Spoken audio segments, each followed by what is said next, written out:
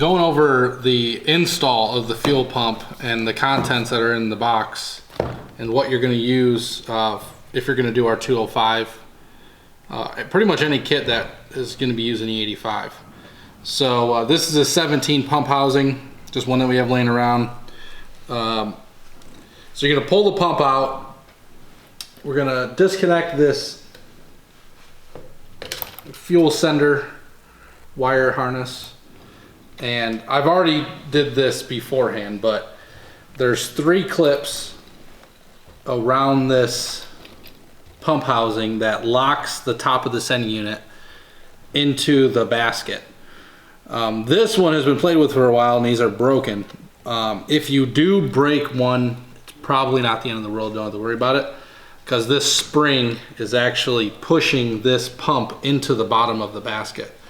If you break all 3, it may be worth it to run a zip tie around this thing or somehow to hold those in. Let's just try not to break any.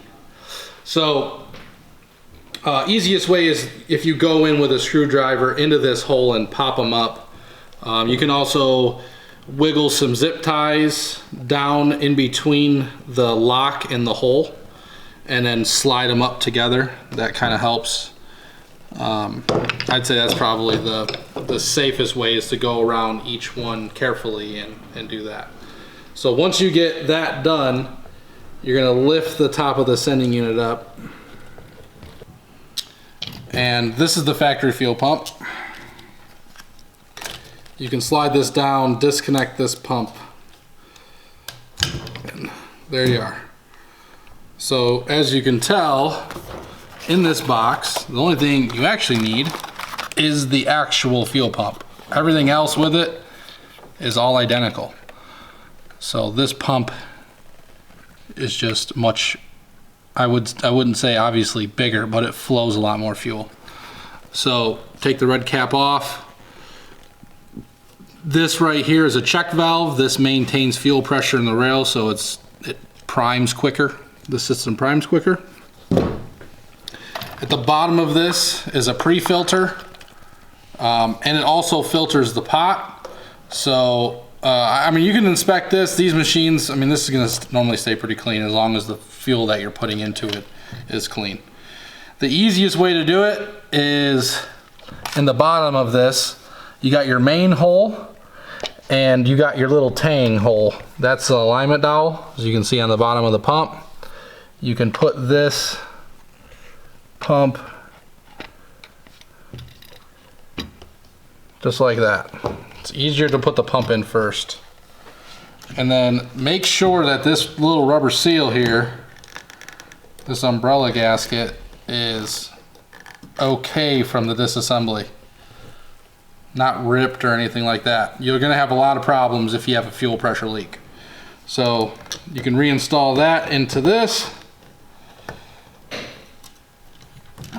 Bring in the, you can install this now or later, don't really matter.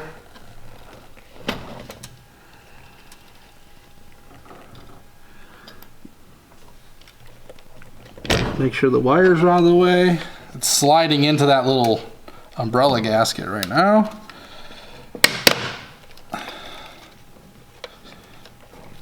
It's clipped in.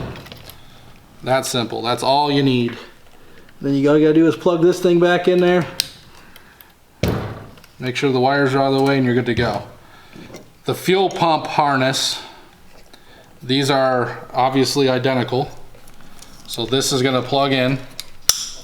The purpose of this is because this fuel pump flows so much more fuel and pulls so many more amps that the ECU can't handle the amount of amperage going through the pump.